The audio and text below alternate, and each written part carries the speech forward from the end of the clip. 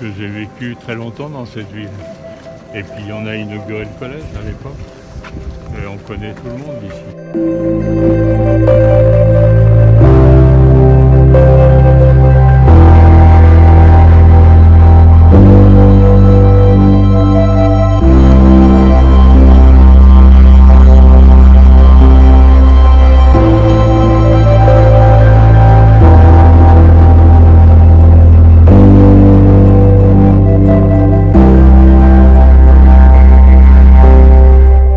Parlementaires, chers élus de la République, chers confrères. Je tiens tout d'abord à vous remercier d'être venus si nombreux pour cette marche blanche en hommage à Samuel Paty, sauvagement assassiné vendredi 16 octobre dernier. Pour nous tous, le choc est terrible.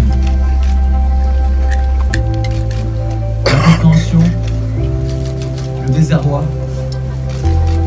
la colère se succèdent, se mélangent. Les premières pensées sont dédiées à sa famille à laquelle je présente mes condoléances les plus émues.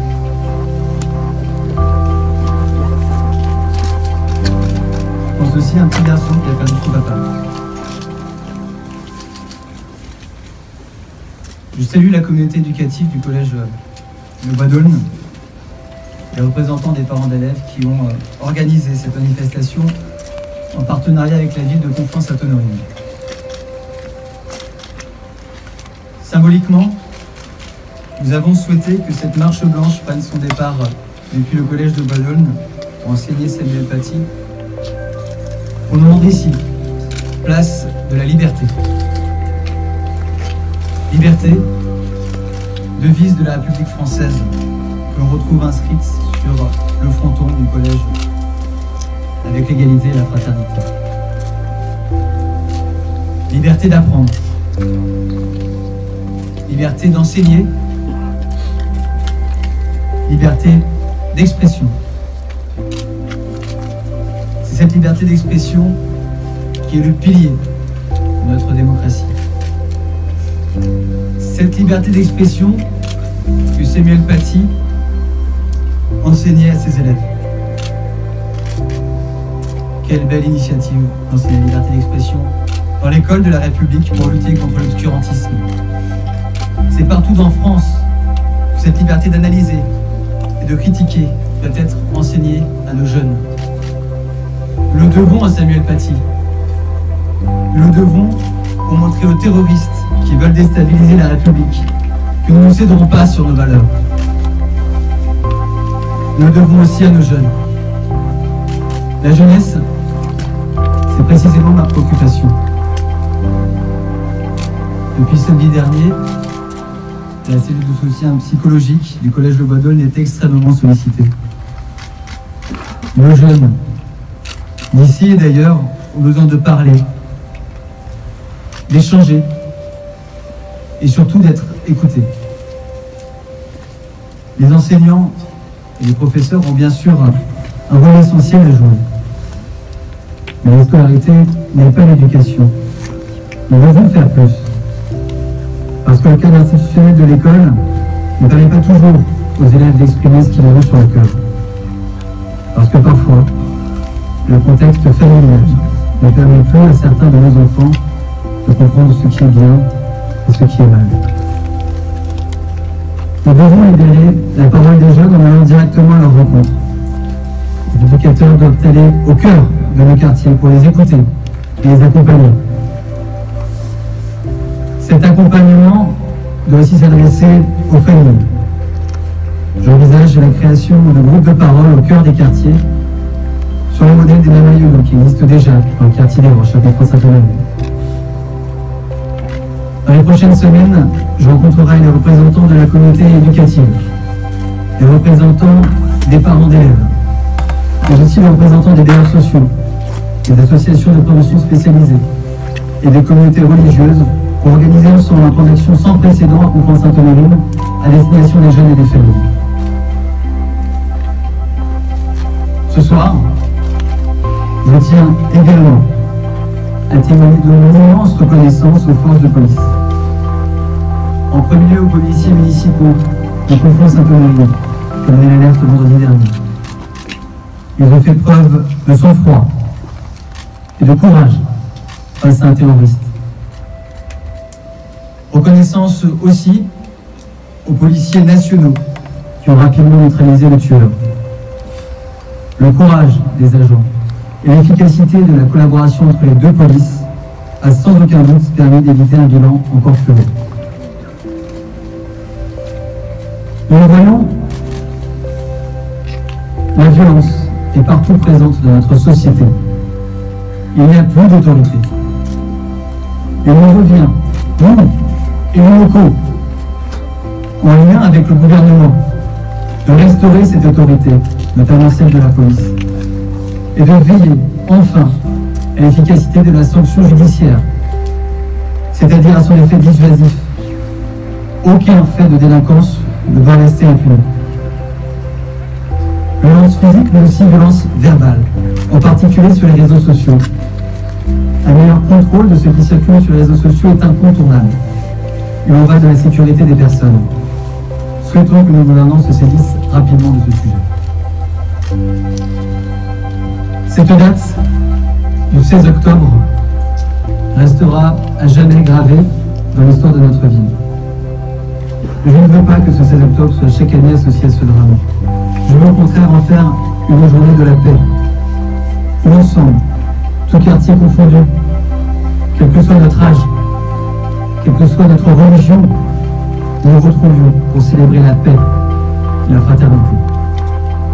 Je créerai à me dédier cette journée avec une stèle en hommage à Samuel Paty, sous réserve bien entendu de l'accord de sa famille. Mes chers confrères, chacun d'entre nous a vécu un terrible choc vendredi dernier.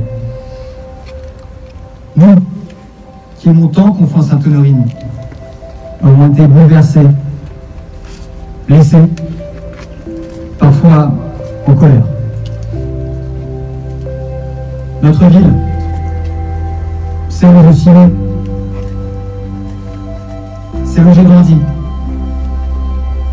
celle où il fait bon vivre, n'est pas habituée à vivre des phénomènes de violence, et encore moins la barbarie. Vous pouvez compter sur ma détermination, sur mon énergie, pour qu'ensemble, nous nous relevions, en dialoguant, en écoutant, en échangeant, nous parviendrons à surmonter cette épreuve dramatique. Ce sera notre meilleure thérapie. Conflans, ce n'est pas seulement la confluence entre une rivière et un fleuve. C'est aussi une confluence de personnes, aux origines, aux croyances, aux personnalités différentes. Une ville où les différences sont la normalité. Il y a quelques mois, un journaliste me demandait ce qui faisait la singularité de Conflans-Sainte-Honorine. J'avais répondu la solidarité et le réseau de 300 associations.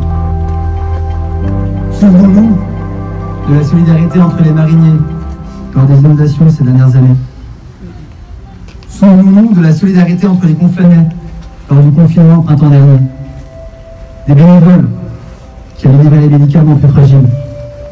Des parents d'élèves qui avaient organisé un réseau d'aide aux devoirs. Des commerçants qui avaient livré nos courses à notre domicile. Ou encore des agents de la ville qui appelaient au quotidien les personnes âgées isolées pour prendre de leur modèle.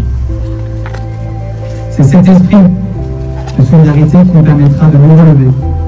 C'est cet esprit de solidarité qui permettra à notre belle ville de Conflans-Sainte-Honorine de retrouver sa lumière. Mes chers confrères, ensemble, nous nous relèverons pour que vive Conflans-Sainte-Honorine. Vive la République! Vive la France!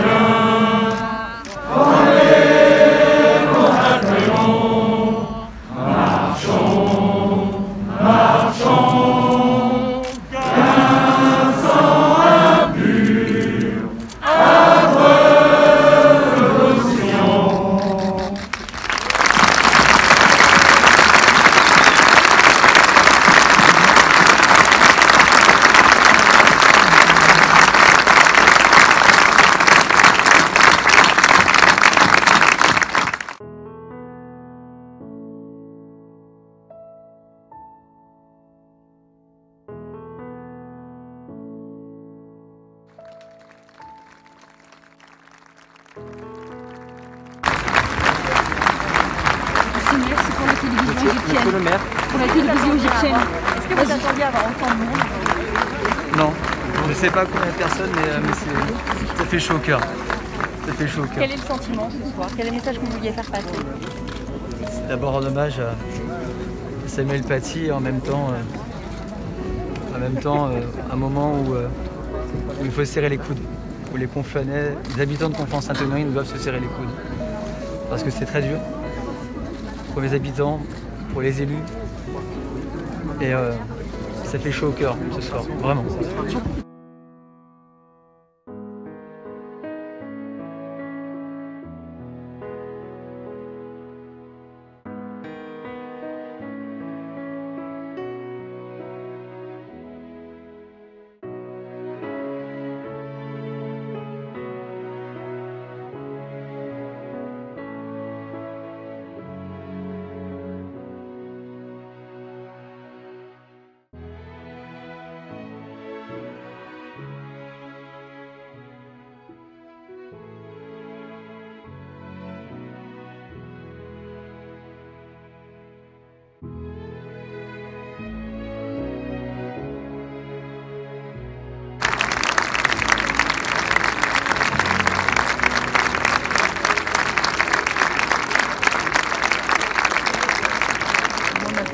Est au collège, elle l'avait l'année dernière en tant que professeure d'histoire géo. Donc je me sens forcément plus touchée en fait que les gens, quoi. Déjà c'est atroce ce qui lui est arrivé et puis ma fille elle est pas bien. Donc je me sentais normal d'être là. C'est atroce en fait. Juste le fait d'être décapité c'est atroce. On peut s'en prendre à quelqu'un mais pas aussi violemment que ça en fait. Cette mort, elle est pas normale, elle est injuste. Je veux l'encadrer parce qu'elle est vraiment pas bien, elle est restée dans le noir. Elle a pris un choc psychologique puisque c'était son prof. Elle a pris un vrai choc psychologique. Hier, elle est restée dans le noir dans sa chambre sans venir me voir. C'est vraiment, je ressens un choc auprès d'elle. Et là, elle est venue, elle a fait la marche avec ses amis, elle voulait pas être avec moi, elle voulait vraiment être entourée de ses amis, de sa classe et puis peut-être se soutenir tous ensemble, être tous ensemble. Mais ça va être dur. Je pense qu'il faudrait qu'elle parle à quelqu'un, comme beaucoup des élèves qu'il avait malheureusement. Alors il y a une cellule psychologique. Voilà. Ouais, il y a une cellule qui est là de 9h30 ou 10h jusqu'à 17h tous les jours au collège. Donc voilà, viennent qui a envie de venir. Je pense que c'est une bonne chose en fait. Il faut que les élèves y aillent pour se libérer ou pour entendre des gens neutres en fait. Pas les parents, nous on n'est pas là, on sait pas, on n'a pas les mots qu'il faut pour ça. Merci. Ce soir, il y a eu donc une marche blanche pour Samuel Paty. On vous voit avec une pancarte pour l'hommage à Samuel. Oui. Qu'est-ce que vous avez à dire sur ça? C'est important d'être là. Moi, j'ai été prof, donc je vais là en tant que citoyen, mais en tant aussi qu'ancien professeur. C'est important d'être là et on est tous bouleversés, choqués. On veut des actes concrets maintenant pour que chaque professeur partout soit protégé par rapport à sa mission. On se sent, moi j'ai vu depuis le temps que j'enseignais avant que plein de profs se sentaient isolés, pas du tout soutenus. Moi j'ai une amie qui était professeure, elle s'est fait agresser 2 fois dans son lycée par des élèves. Et voilà, on voit que partout, enfin, l'enseignant n'est plus respecté, quoi. Avant, c'était quelqu'un de respecté il y a un siècle, tu vois.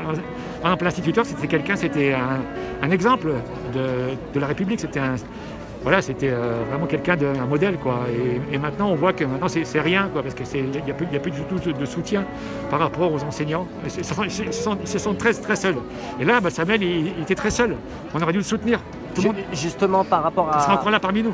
Par rapport à Samuel Paty, par rapport au discours qu'il avait, qu'est-ce que vous en pensez du décès? La manière dont en fait Samuel Paty est décédé? C'est horrible parce que lui, il œuvrait pour le bien commun, il enseignait à ses élèves la liberté d'expression, le respect et donc l'ouverture d'esprit.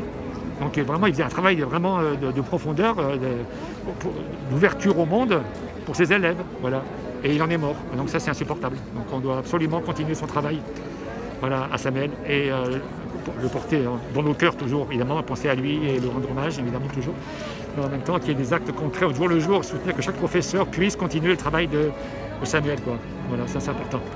Pour la liberté d'expression, la liberté, le respect de tous par rapport à toutes les religions, ceux qui sont sans religion, tout ça, chacun a le droit de s'exprimer et d'être respecté. Ça c'est le respect, c'est ça que j'ai mis de l'autre côté, quoi.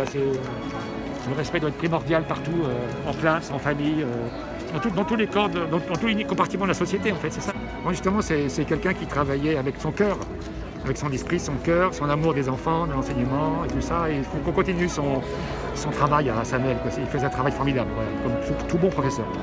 Et là, on lui doit beaucoup, voilà, plus que des hommages même. Bien sûr. On lui doit de continuer son œuvre, plus que tout. Voilà. Merci.